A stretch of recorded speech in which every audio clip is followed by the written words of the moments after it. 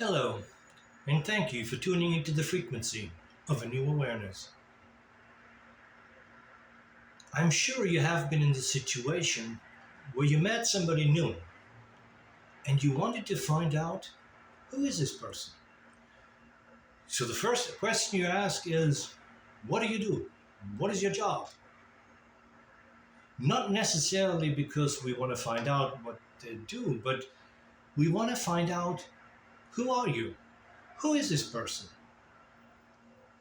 And in reality, we don't know who we are. We have no clue.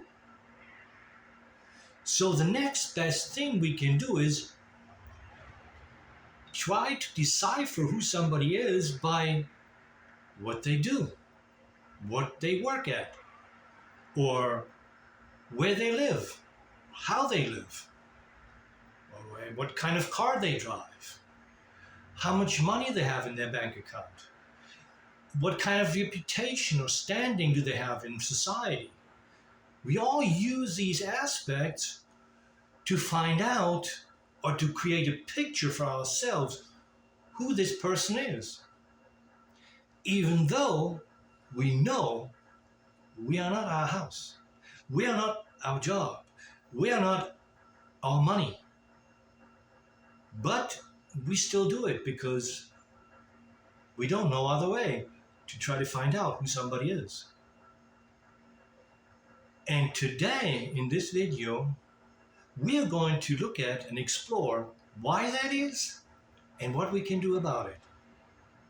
To begin, let me give you an example. For example, I'm a German national, I'm a German citizen. And I get into an accident, and a part of my brain is affected that tells me who I am. So I lose the awareness or the knowledge of being a German citizen. But does this non-awareness have any effect on me being a German citizen? No. I'm still a German citizen. I'm just not aware of it. And just as it is in our spiritual world, there are human tools or psychologists and doctors who are going to help me with tools and techniques how I can become aware again that I'm a German citizen. And it's the same process in our spiritual world. We are born into this world with a kind of amnesia of knowing who we really are. And it is a purpose, one of the purposes of life, to find our way home into the awareness of who we truly are. And God has given us tools and concepts in order to accomplish this.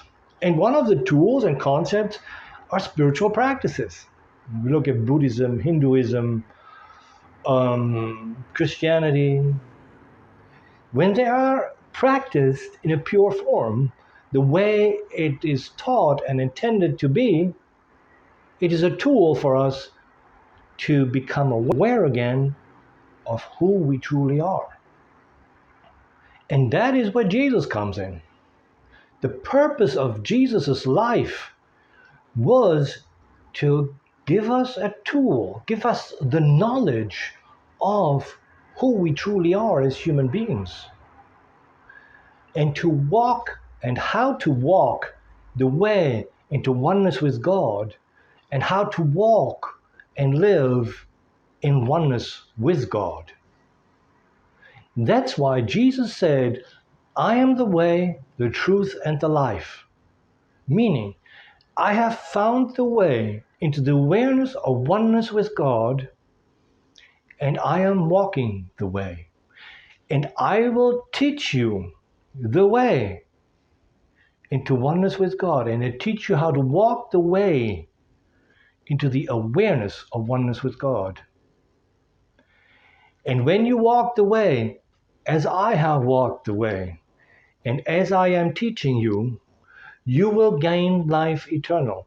You will not die anymore. You will ascend as I am going to ascend. That was the meaning of these words. And again he said, nobody comes to the Father but through me. I believe it was a little bit changed because of religion. But the essence of what he is saying is that what I teach you is the way into oneness with the Father, with God. And this is the only way. It is not the only way in the meaning that this is it. It's like a blueprint into oneness with God that you can apply into your life. And I believe that all spiritual practices, Buddhism, Hinduism, Christianity, when they are followed in their essence and in their truth, all guide us into the awareness of oneness with God. They teach basically the same thing. They're just customized to the people it was intended for. So that's why we have these different spiritual practices. But in their essence, they're all the same. And that is our purpose in life, to become aware of who we are again. Just like after the accident, doctors helped me to become aware of who I am again. So God and the creative source and the universe has given us tools and assistance into become aware of who we truly are. And this is the beauty of it. We just have to become aware of who we are.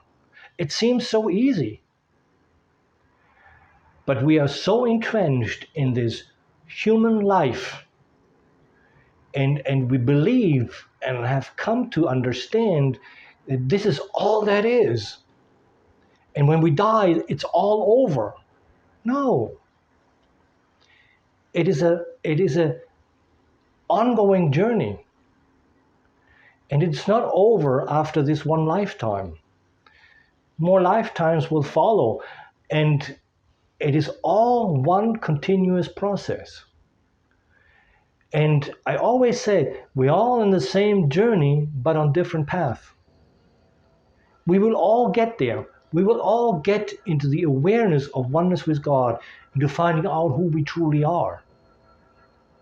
But it's all on different time frames. We may need hundreds or thousands of lifetimes in order to achieve that goal. But also, it is an aspect of the way. But the way does not end with the awareness. This is just the beginning.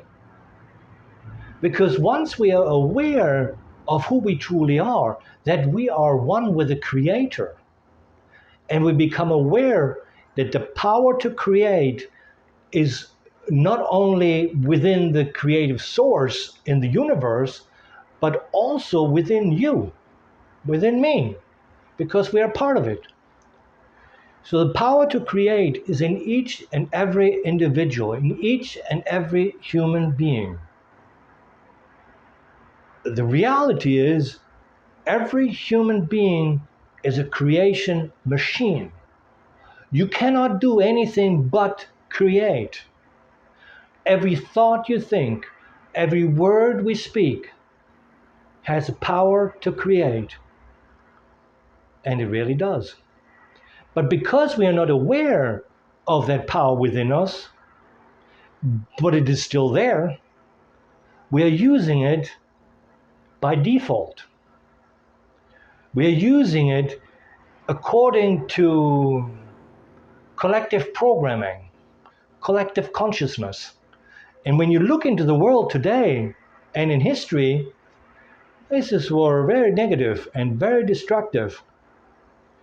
But that's how we learn to use the force to create, to destroy, to be destructive, to hurt other people, to hurt ourselves. And then we react to what we have created. So it becomes a hamster wheel, a downward spiral. But if we would be aware of the power to create within us and how to apply this power, we can intentionally and purposefully create a life full of wonder, bliss, peace, love, joy, compassion. First, for ourselves, and collectively for our world. So it is a power within ourselves, how we use this power. And we use it first in our own life, and then we can create a wonderful world, peace on earth, and love, and joy, and happiness. So that is within ourselves, this power to create. And the law of attraction that is coming more and more in the forefront is a part of it. So we'll learn as a step the law of attraction, but also learn and become aware of who you are. That's the base. That's the basic understanding. That's the foundation of it all. You can learn concepts to get the car and to attract a new house and a proper wife or husband and use all this law of attraction to get the stuff. But the most valuable thing, the most wonderful thing is to know who you are. When you do, you don't have to be afraid of this world anymore because you know who you are. You are part of the creative source. You have the power to create within yourself. That's why we call God the great creator, the creative source. Everywhere is the power to create. The power to create is God. And we are a part of God. And this power of creation is within ourselves. So I don't want to sound arrogant, but it's true. It's the reality that in the microcosm that is you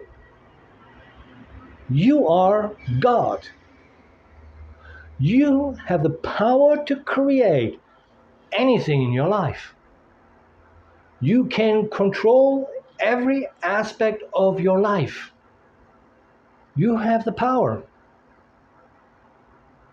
And that is wonderful. That is magical. And we as human beings should not make ourselves smaller than we are. We are humongous. We have the power of God within us. And it's up to us how do we use it. So let's decide to use it to create love on earth, peace among all mankind, and a life of joy and happiness for all of us.